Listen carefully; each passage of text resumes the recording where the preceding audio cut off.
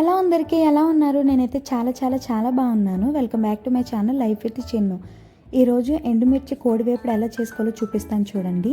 First అయితే ఒక చిన్న గిన్నె తీసుకొని అందులోనే మీ కారానికి సరిపడినట్టు ఎండుమిర్చిని ఒక వేడి నీటిలో ఒక హాఫ్ అన్ అవర్ పాటు సోక్ చేసి పక్కన పెట్టేసుకోవాలండి.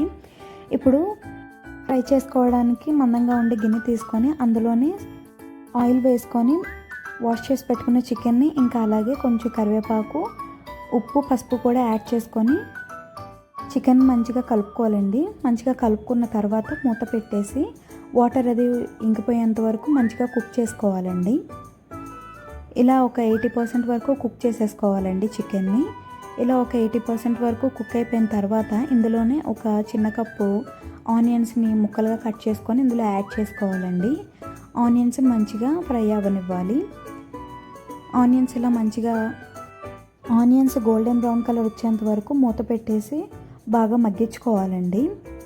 ఈలోగా మనం మసాలా పేస్ట్ని ప్రిపేర్ చేసుకుందామండి. ఒక మిక్సీ జార్ తీసుకొని అందులోనే అల్లం వెల్లుల్లి, మనం ముందుగా సోక్ చేసి పెట్టుకున్న ఎండుమిర్చిని, ఆ సోక్ చేసిన వాటర్ని యాడ్ చేసుకొని ఇలాగా మెత్తగా ప్యూరీ చేసుకొని పక్కన పెట్టుకోవాలండి.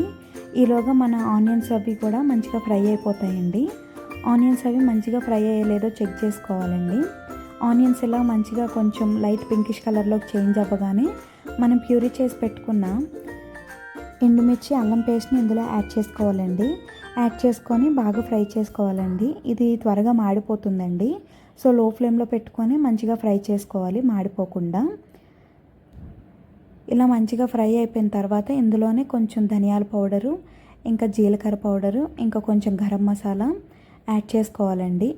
యాడ్ చేసుకొని మంచిగా మిక్స్ చేసుకోవాలి. ఈ స్టేజ్లో మీరు కావాలనుకుంటే, మీకు కారం సరిపోలేదనుకుంటే ఒక హాఫ్ టీ స్పూన్ కారాన్ని కూడా యాడ్ చేసుకోవచ్చండి.